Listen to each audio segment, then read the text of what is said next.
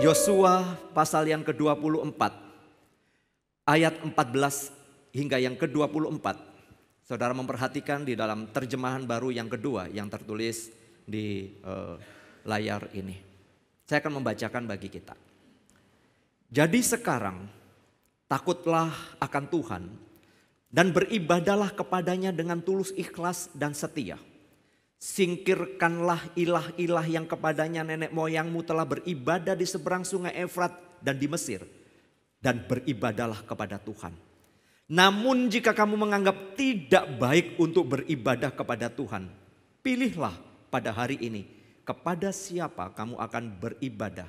Ilah-ilah yang kepadanya nenek moyangmu beribadah di seberang sungai Efrat. Atau ilah-ilah orang Amori yang negerinya kamu diami ini.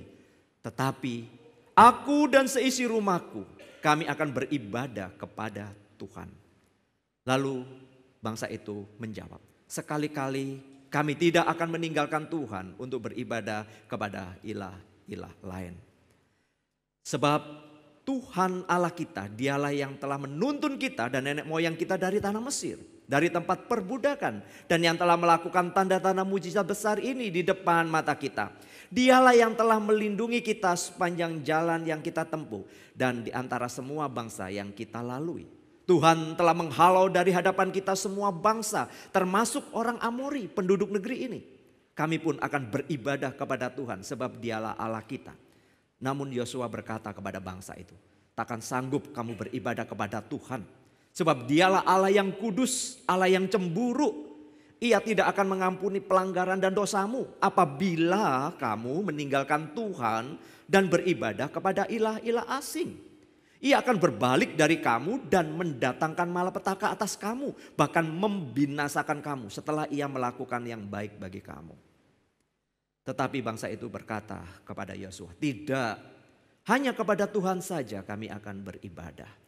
Kemudian berkatalah Yosua kepada bangsa itu, kamulah saksi terhadap dirimu sendiri bahwa kamu telah memilih Tuhan untuk beribadah kepadanya. Jawab mereka, kamilah saksinya. Ia berkata sekarang singkirkanlah ilah-ilah asing yang ada pada kamu di antara kamu dan condongkanlah hatimu kepada Tuhan Allah Israel. Lalu jawab bangsa itu kepada Yosua, kepada Tuhan Allah kita kami akan beribadah dan suaranya akan kami dengarkan. Berbahagialah kita yang boleh membaca, merenungkan dan melakukan bagian firman Tuhan ini. Saudara-saudara, menurut saudara, apakah yang membuat seseorang itu tetap setia? Apakah yang menjadikan seseorang itu tetap setia? Setia kepada pasangannya. Setia mungkin di dalam dia bekerja, di dalam dunia pekerjaannya di mana dia bekerja. Atau seseorang yang setia di dalam melayani atau di dalam pelayanan. Menurut saudara apa yang membuat orang tetap setia sampai hari ini? Kalau saudara tetap setia, apa yang membuat saudara setia? Apa dasar saudara setia? Apa yang menjadikan saudara tetap setia? Saudara, pendapat saya adalah semua itu karena cinta. Hanya cinta yang bisa mempersatukan sepasang suami istri. Di tengah-tengah banyaknya godaan, cobaan di dalam perjalanan keluarga. Hanya cinta pribadi demi pribadi mereka bisa mempertahankan pernikahan. Seseorang yang kemudian mencintai pekerjaan. Di mana dia bekerja karena dia tahu disitulah dia bisa berkarya. Disitulah dia bisa mendapatkan dan menikmati berkat yang Tuhan boleh berikan melalui pekerjaan yang sedang dilakukan. Seseorang yang setia kepada Tuhan. Seseorang yang setia di dalam melayani Tuhan karena ia terus menerus merasakan kasih sayang dari Tuhan dan merasakan kesetiaan dari Tuhan yang gak pernah habis di dalam hidupnya. Yang kemudian membangkitkan cinta kasihnya kepada Tuhan. Namun saudara, kita punya masalah yang sama-sama kita hadapi. Yaitu banyak hal yang membuat kita menjadi tidak setia. Sekali lagi banyak hal yang bisa menginterupsi kita menjadi tidak setia. Namun saudara, ada kabar baiknya di tengah-tengah ketidaksetiaan kita, yaitu sekalipun kita tidak setia, Tuhan adalah Tuhan yang tetap setia. Dan atas dasar kesetiaan Tuhan yang tetap ada untuk selama-lamanya, disinilah kita akan terus belajar untuk menikmati proses pembentukan Tuhan, terutama di dalam kita mengerjakan kehendak Tuhan.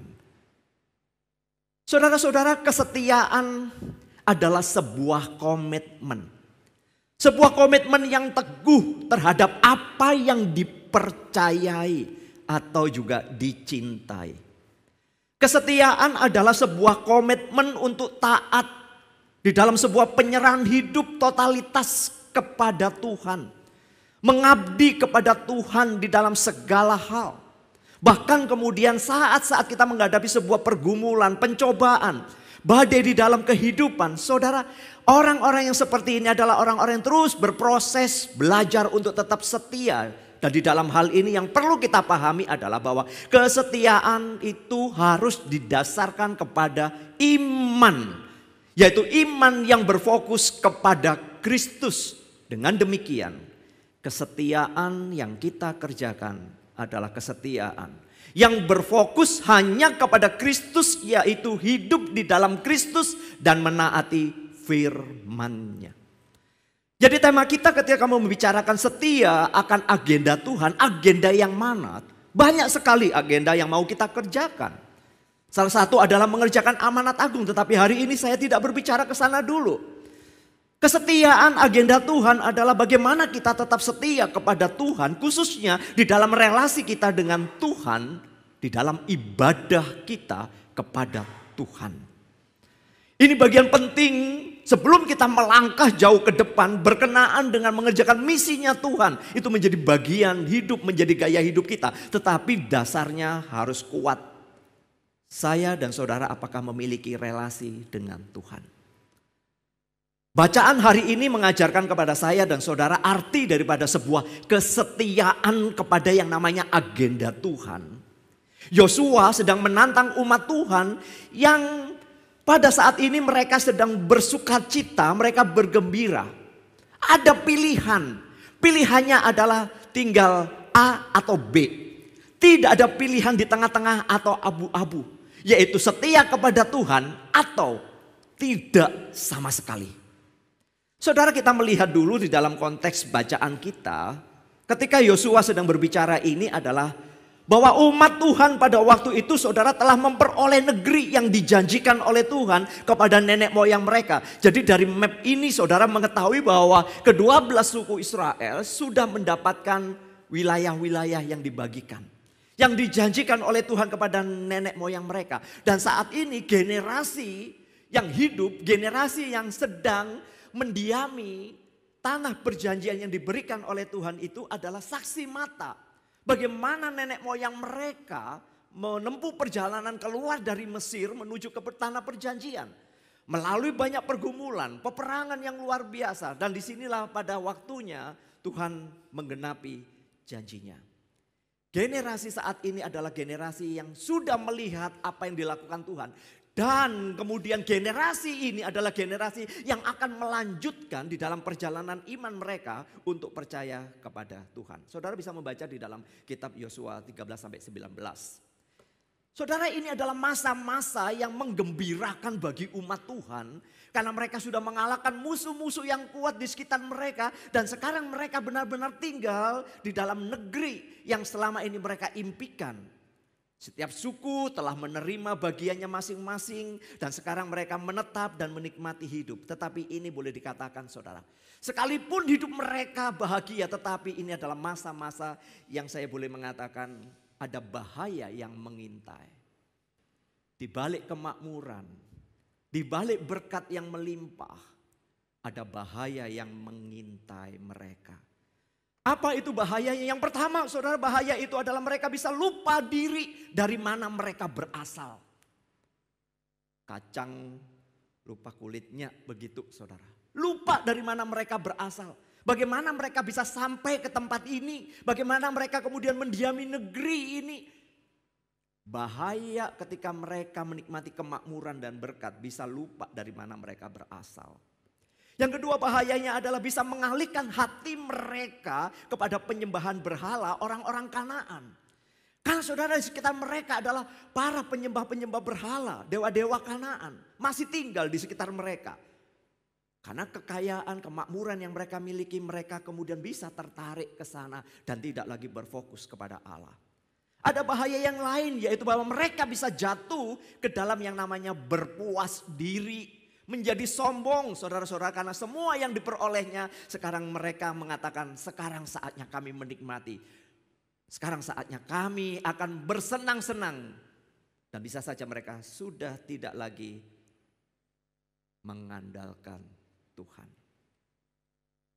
Bahaya yang paling penting adalah yang harus diwaspadai. Mereka bisa tidak lagi mengerjakan yang namanya agenda Tuhan. Agenda Tuhan adalah mereka dipanggil menjadi umat pilihan berdasarkan kasih Allah. Dan kemudian ketika mereka menjadi umat Allah, mereka diutus untuk menjadi terang bagi banyak bangsa-bangsa. Dan tentu saja mereka harus memiliki kehidupan sebagai umat Tuhan yang takut akan Tuhan. Dan disinilah saudara, Yosua sedang menantang umat Tuhan. Tuhan ingin mereka mengabdikan hidup mereka hanya kepada Tuhan. Mengerjakan agenda Tuhan. Tuhan ingin agar mereka tetap menjadi berkat bagi bangsa lain, yaitu dengan menjadi saksinya. Tuhan tidak ingin mereka mencoba hidup untuk Tuhan, tetapi di sisi lainnya mereka menyembah ilah-ilah Kanaan. Tuhan tidak mau. Tuhan menginginkan pengabdian penuh dari umatnya. Atau pilihannya tidak sama sekali. Tidak usah menyembah Tuhan. Saudara melihat di dalam pasal 24 ayat yang ke-14. Yosua menekankan hal penting untuk mendasarkan ketaatan mereka, kesetiaan mereka. Yaitu bahwa mereka harus melihat semua yang mereka peroleh sampai hari ini. Itu adalah karena penggenapan janji Allah. Itu semua adalah berkat dari Allah. Mereka nggak boleh lupa itu.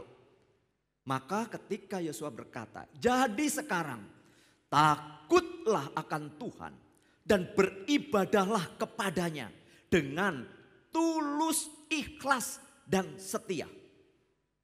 Kenapa saudara ada perkataan tulus, ikhlas dan setia? Tadi saya kasih gambaran. Ketika mereka di dalam kemakmuran, mereka menikmati berkat-berkat yang luar biasa di dalam kehidupan mereka. Ada bahaya yang mengintai, lupa diri. Pada saat ini Yosua mengingatkan kembali, jadi sekarang kalau kamu sudah hidupnya diberkati Tuhan, ingat, tetap takut kepada Tuhan, hormat kepada Tuhan, beribadah kepada Tuhan. Dengan apa? Tulus, ikhlas dan setia. Berarti dari kalimat ini umat bisa jatuh beribadah kepada Tuhan tetapi tidak tulus ikhlas. Beribadah dan menyembah kepada Tuhan tapi di balik penyembahannya tidak ada kesetiaan. Tuhan tahu hati umatnya, maka dikatakan singkirkanlah ilah-ilah yang kepadanya nenek moyangmu telah beribadah di seberang sungai Efrat dan Mesir. Dan beribadahlah kepada Yahweh, kepada Tuhan.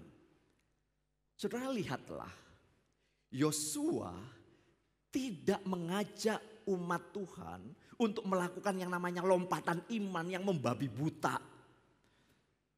Seringkali lompatan iman itu membabi buta dalam arti saudara-saudara melihat Tuhan adalah sebagai sesosok yang menyenangkan dan memenuhi semua keperluan dirinya. Membabi buta artinya kalau ikut Tuhan semuanya harus beres, semuanya harus kaya, semuanya kepenuhan, kelimpahan, tidak pernah sakit, tidak punya pergumulan. Saudara, itu adalah lompatan iman yang saya mengatakan membabi buta, tetapi Yosua pada saat ini mengajak umat Tuhan. Ikut Tuhan itu adalah proses and progress. Ada prosesnya tapi juga nampak progresnya. Prosesnya di dalam perjalanan hidup kita, progresnya adalah apakah semakin lama kita cinta Tuhan atau sebaliknya saudara semakin jauh dari Tuhan. Saudara, banyak orang berpikir bahwa cukup beribadah sekali. Atau mungkin tidak perlu beribadah berkomunitas bersama-sama. Saudara, kalau kita sampai kepada pemikiran yang demikian, berarti kita memahami Allah adalah sebagai Allah yang secuplik kecil. Dan kita sesuaikan dengan kebutuhan kita saja. Kita mencari Tuhan kalau itu sesuai dengan kebutuhan kita, keperluan kita, ada maksud-maksud kita. Justru di sanalah kita sudah melenceng dari yang namanya agenda Tuhan. Mengikut Tuhan itu adalah proses and progress. Jangan ngomong proses terus tetapi tidak ada progresnya. Jelas sekali orang yang berproses ada progresnya yang nampak. Semakin lama kita harus semakin menyerupai Kristus. Saudara-saudara, maka Tuhan meminta supaya mereka menyembahnya secara eksklusif. Mengasihi Tuhan secara eksklusif. Melayani Tuhan secara eksklusif. Tidak ada yang lain, tidak ada yang lain yang boleh disamakan dengan Tuhan. Dan di sini Yosua mengajak umat Tuhan agar berfokus untuk mengarahkan hati pikiran mereka hanya tertuju kepada Tuhan saja. Sebab hanya Tuhan yang sudah memanggil mereka, membawa mereka keluar dari perbudakan. Hanya Tuhan Allah yang memanggil mereka adalah Tuhan Allah yang jauh lebih besar daripada ilah-ilah yang ada di muka bumi ini. Saudara, hal yang penting untuk saudara cermati adalah ternyata kehidupan masa lalu yang jauh dari Tuhan itu dapat menjadi benih atau gulma, hama yang dapat tumbuh di dalam kehidupan kita. Sekali lagi ya, kehidupan masa lalu kita yang jauh dari Tuhan itu dapat menjadi benih hama atau menjadi benih gulma yang itu dapat tumbuh di dalam kehidupan kita. Bahkan juga lingkungan baru kita ternyata itu adalah juga dapat menarik perhatian kita untuk jauh dari Tuhan. Masa lalu yang jauh dari Tuhan itu bisa menjadi benih hama yang suatu saat akan tumbuh kembali. Bahkan lingkungan baru yang kita miliki itu juga menjadi sebuah tantangan di dalam perjalanan iman kita. Saudara-saudara, maka dikatakan fokus kepada Tuhan, percaya kepada Tuhan, maka dikatakan di sana, kamu harus meninggalkan ilah-ilah masa lalu yang dibawa dari seberang sungai Efrat. Kita tahu Abraham berasal dari seberang sungai Efrat sana. Di Mesopotamia sana saudara-saudara ada penyembahan-penyembahan berhala. Maka saudara-saudara itu masa lalu harus ditinggalkan. Tapi kemudian dikatakan juga di dalam bagian ini adalah juga ada ilah-ilah yang sangat dikenal, familiar bagi mereka. Kalau masa lalu mungkin apa yang menjadi hal-hal yang jahat. Tapi ini familiar. Kita tahu itu nggak benar, tetapi dianggap benar saja karena tidak ada yang mungkin menegur kita, tidak ada yang mengingatkan kita. Toh kalau kita ditegur dan diingatkan kita mengatakan, ya ini kan sudah menjadi tradisi kita. Saudara, dikatakan oleh firman Tuhan bahwa kamu harus meninggalkan ilah-ilah masa lalu, tapi juga ilah-ilah yang sudah familiar di dalam hidupmu. Familiar itu apa? Yang di Mesir, karena mereka sudah lama tinggal di Mesir. Jadi udah biasa dengan gaya hidup Mesirnya. Dan dikatakan saudara-saudara juga tinggalkan ilah-ilah yang akan kamu kenal. Baru kenal nih. Karena mereka dekat dengan orang-orang Amori saudara. Itu ilah-ilah, penyembahan dewa-dewa berhala itu menarik perhatian mereka saudara. Karena sesuatu yang baru. Ketiga hal ini saudara diwanti-wanti oleh Yosua supaya tetap fokus kepada Tuhan. Masa lalumu bisa membawa engkau jauh dari Tuhan. Apa yang kamu anggap itu familiar, ini udah tradisi, ini udah kebiasaanku, itu juga akan membawa kamu kepada jauh dari Tuhan. Bahkan sesuatu yang datang baru itu pun akan menjadi sebuah godaan. Jadi kata Yosua, pilihlah pada hari ini kepada siapa kamu setia. Apakah kepada ilah-ilah itu, ilah-ilah masa lalu yang familiar atau ilah-ilah orang-orang Amori itu yang baru itu, atau kepada Tuhan. Apa yang sedang dibicarakan oleh Yosua ini adalah masalah serius bagi saya dan saudara yang hidup di zaman ini. Ini adalah sesuatu yang harus dipertimbangkan dan diputuskan secara mendalam bahwa Yosua tidak sekedar meminta mereka untuk memilih. Namun Yosua lebih tepatnya meminta umat Tuhan untuk benar-benar memeriksa hati mereka. Kepada siapa hati mereka akan berpaut. Saudara, kepada siapa hatimu berpaut? Ada ilah-ilah masa lalu yang mungkin masih kita pegang. Ada ilah-ilah berhala-berhala, entahkah itu kesenangan, hobi buruk, ataupun hal-hal yang buruk yang kita tetap katakan ini familiar di dalam hidupku. Atau mungkin sesuatu yang baru nih pada saat hari ini nih. Yang ternyata itu membawa saudara jauh dari Tuhan. Maka dalam bagian ini Tuhan sebenarnya ingin kita juga memeriksa hati kita masing-masing. Bukan sekedar memilih Allah atau ilah. Bukan sekedar memilih, tetapi sebenarnya adalah memeriksa hati kita. Kepada siapa hatimu berpaut. Seorang suami ketika berpaut hatinya kepada orang lain, wanita lain, maka dia akan meninggalkan istri yang dicintainya. Seseorang yang kemudian awalnya cinta Tuhan, tetapi ada ilah lain yang lebih membanggakan, maka dia akan meninggalkan kasih mula-mulanya dan beralih kepada yang lain.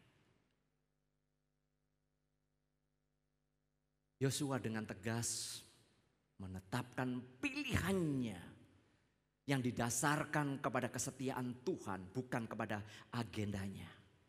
Yosua dengan tegas mengatakan, pilihlah pada hari ini mana yang kamu mau setia dan kepada siapa kamu mau beribadah, ilah atau Tuhan. Tetapi kalau aku dan keluargaku, aku tetap memilih Tuhan. Saudara, menarik ketika dikatakan di dalam terjemahan bahasa Inggris ya, di dalam terjemahan dikatakan gini, but as for me and my house, we will serve the Lord. Tetapi aku dan keluargaku, kami akan melayani Tuhan. Kami akan beribadah kepada Tuhan. Kami akan setia kepada Tuhan. Saudara, kalau kita di dalam bahasa Inggris, ini bentuknya adalah we will, itu akan, betul ya?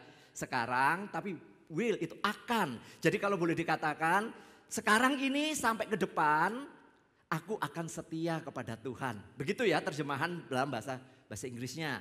Tapi saudara, yang menarik bahwa bentuk tulisan ini di dalam bahasa Ibrani-nya itu memiliki arti bukan hanya sekarang dan ke depan. Tetapi ketika ngomong we will serve the Lord, itu sudah dimulai dari dulu. Jadi artinya begini, dulu aku dan keluargaku tetap memilih setia kepada Tuhan. Sekarang aku dan keluargaku tetap memilih Tuhan. Ke depan aku dan saudaraku tetap memilih Tuhan. Bagus ya katanya ya. We will serve the Lord. Dulu, sekarang, besok, sampai nanti aku mati, aku tetap mau setia kepada Tuhan. Aku mau tetap melayani Tuhan. Aku mau tetap beribadah kepada Tuhan. Bagus loh kata ini. Saudara, ini bukan kata-kata. Tapi ada buktinya, ada. Saudara, dia mengatakan dulu, sekarang, selamanya aku tetap setia kepada Tuhan. Ayat-ayat ini ngomong. Misalnya di dalam Keluaran 17 ayat 9 sampai 13, Yosua lebih memilih berperang melawan orang Amalek. Ketika Allah memerintahkan melalui Musa berperang melawan orang Amalek.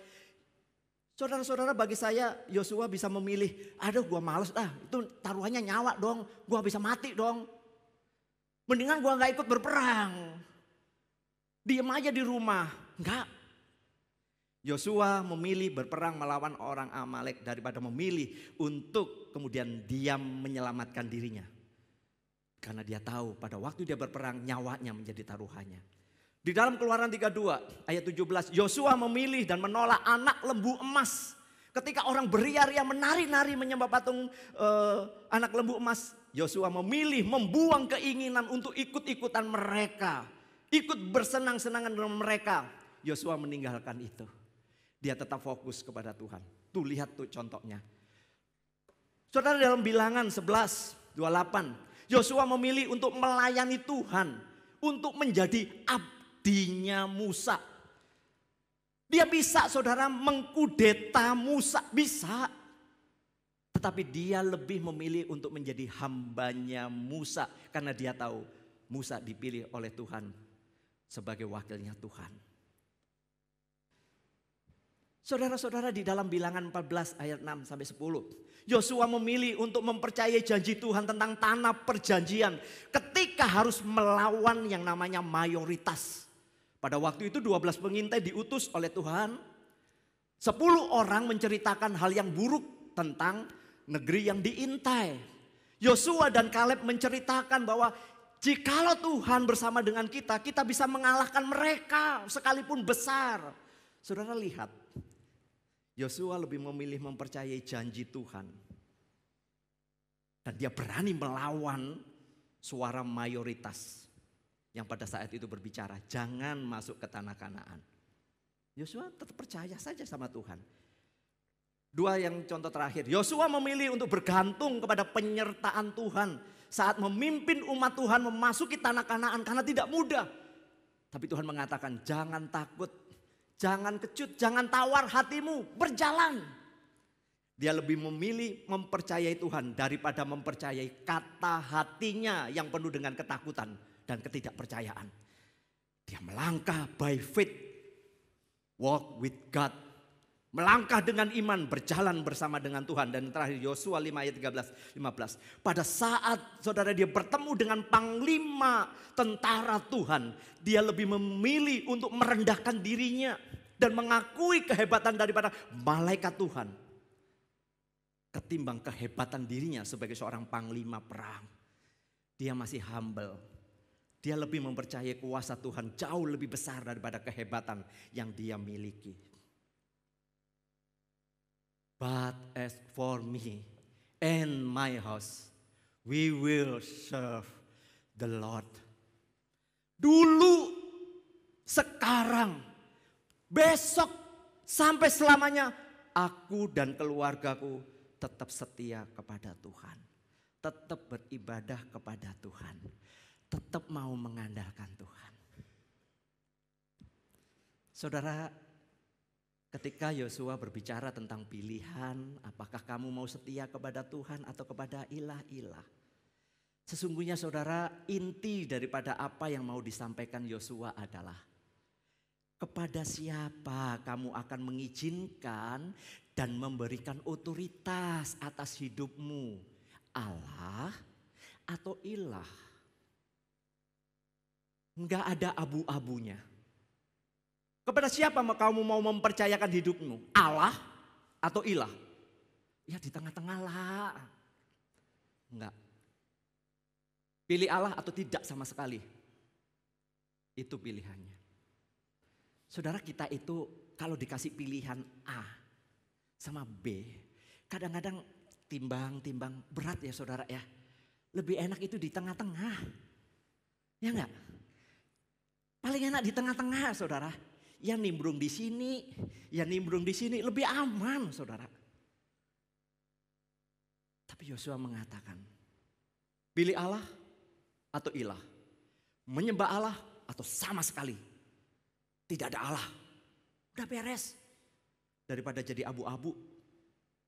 Saudara, Tuhan Yesus sebenarnya sudah menyampaikan hal yang sama. Tuhan Yesus berkata kepada para pengikut, kepada para muridnya, ketika seseorang mengikut dia, Yesus berkata bahwa barang siapa mau mengikut aku, dia harus memikul salibnya mengikut aku. Baru dia menjadi muridku. Artinya Yesus juga menantang saya dan saudara bahwa mengikut Yesus itu membutuhkan yang namanya komitmen total. Enggak bisa setengah-setengah. Yesus ya Yesus atau tidak sama sekali. Tapi seringkali kita ini masih di abu-abu. Ya ikut Yesus, ya masih ikut yang inilah supaya selamat, keluarga dilindungi, supaya ikut inilah, acara inilah supaya keluargaku nggak diganggu setan, nggak diganggu kutukan dan lain sebagainya. Ngerti maksud saya saudara? Mengikut Yesus butuh komitmen total. Satu, Yesus atau tidak sama sekali. Karena kecenderungan hati saya dan saudara adalah kepengen berada di tengah-tengah. Tuhan Yesus mengatakan, kamu tidak bisa mengabdi kepada dua Tuhan, yaitu Allah dan kepada Mamon. Karena pada waktu kamu mengasihi yang seorang, kamu akan meninggalkan yang seorang. Allah atau Mamon tidak bisa di tengah-tengahnya. Ini bukan pilihan, tapi masalah hati yang dikoreksi. Kepada siapa hati kita tertambat? Barang siapa tidak memikul salibnya dan mengikut aku, ia tidak dapat menjadi muridku. Murid Yesus artinya setia kepada Yesus. Mengikut Yesus berarti saudara belajar dari firman Tuhan yang diajarkan Yesus. Menerapkan apa yang diajarkan, dan lebih daripada sekedar menjadi pengikut, tetapi merupakan suatu keadaan di mana karakter Kristus menguasai hidup kita. Semakin lama karakter Kristus harus semakin menguasai hidup kita. Menjadi murid Yesus adalah suatu perjalanan hidup yang transformatif. Semakin lama saudara semakin serupa dengan Kristus. Semakin lama saudara hati saudara semakin seperti Kristus, bukan seperti iblis. Saudara, inilah penentuan posisi yang dimulai dari pengoreksian hati. Maka di sini kita bisa memahami mengapa kita harus setia di dalam mengerjakan agendanya Tuhan dan bukan agenda kita. Karena hidup kita bukan lagi milik kita sendiri, tetapi milik Tuhan. Kisah kita ini bukan kisah perjalanan Sugianto, bukan. Sugianto yang sudah menjadi milik Kristus, percaya kepada Kristus. Maka sekarang kisah hidup daripada Sugianto adalah kisahnya Kristus. Saya adalah debu tanah yang akan kembali menjadi debu tanah. Saya hanya dikenang mungkin saat ini ketika hidup kemudian meninggal. Mungkin sebulan, 2 bulan saudara masih ingat, tetapi setelah itu saudara tidak akan pernah mengingat yang namanya Sugianto. Saudara, cerita kita bukan cerita tentang hidup kita, tapi cerita tentang Kristus yang ada di dalam hidup kita. Ujian terbaik untuk yang namanya kelulusan hati yang setia dan taat adalah tidak selalu berupa tantangan atau permusuhan secara terbuka dari musuh yang terlihat di depan mata. Kalau musuhnya di depan mata, tahu saudara bahwa dia musuh, kita bisa bertahan, atau kemudian bagaimana kita menyikapi musuh yang ada di depan mata yang kelihatan. Masalahnya musuhnya itu adalah dari dalam diri kita yang bisa menduakan Tuhan. Masalahnya ada di dalam hati kita, saudara. Fokus hati dan pikiran kita. Apakah tetap mengandalkan Tuhan? Apakah tetap bergantung kepada Tuhan sepenuhnya? Setelah pergumulan dan tantangan itu sudah selesai.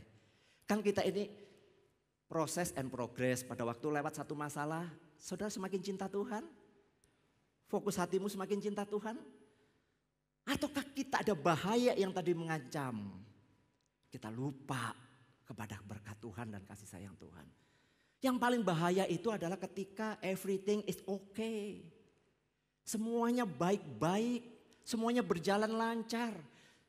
Gak ada kendala. Saudara, itu akan membuat kita jauh lebih nyaman. Dan itu bahayanya kita tidak lagi mengandalkan Tuhan. Coba saudara kalau jungkir balik.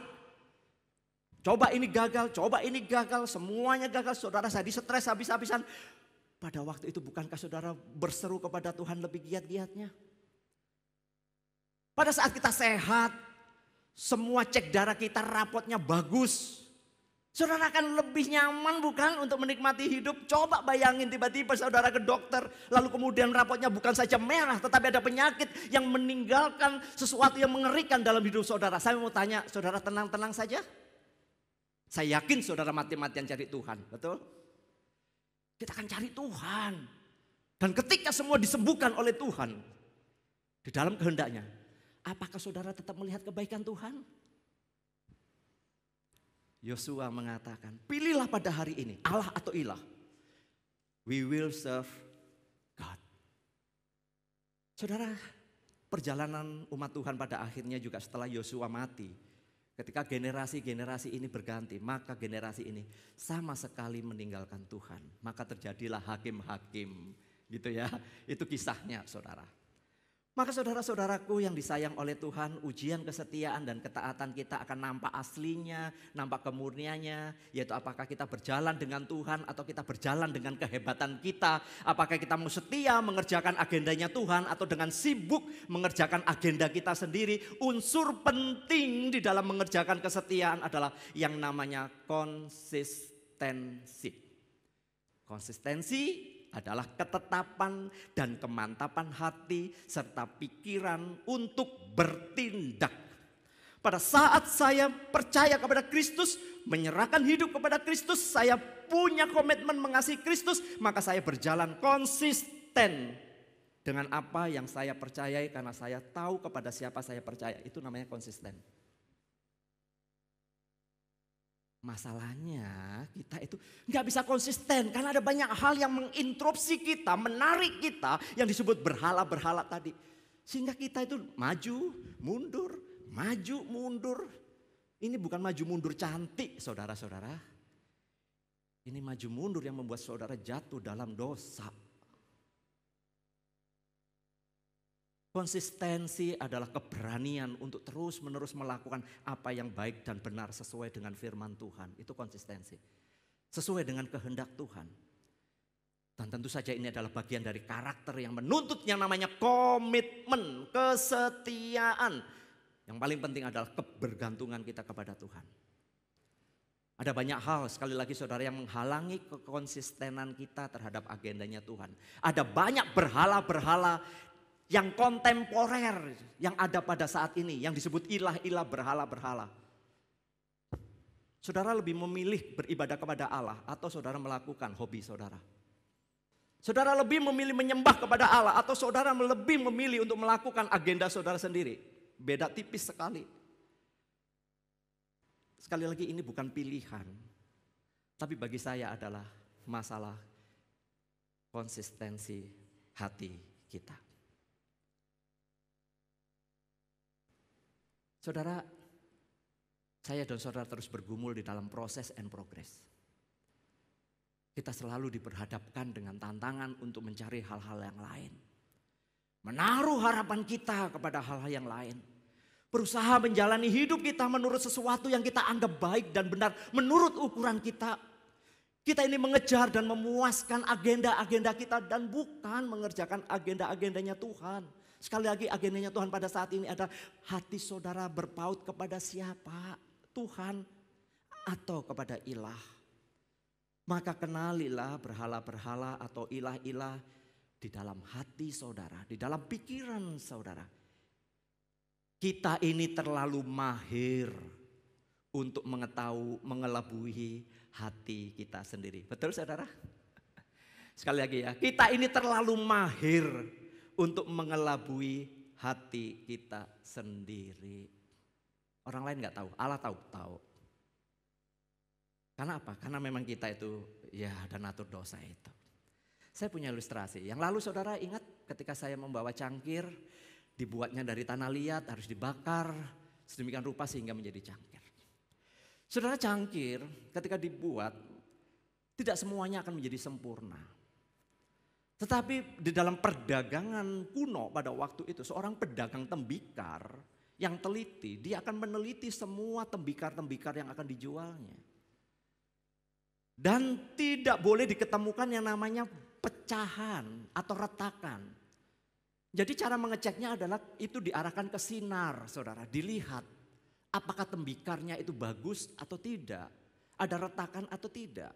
Karena ada para pembuat tembikar pada waktu retak itu ditembel saudara ya, ditembel.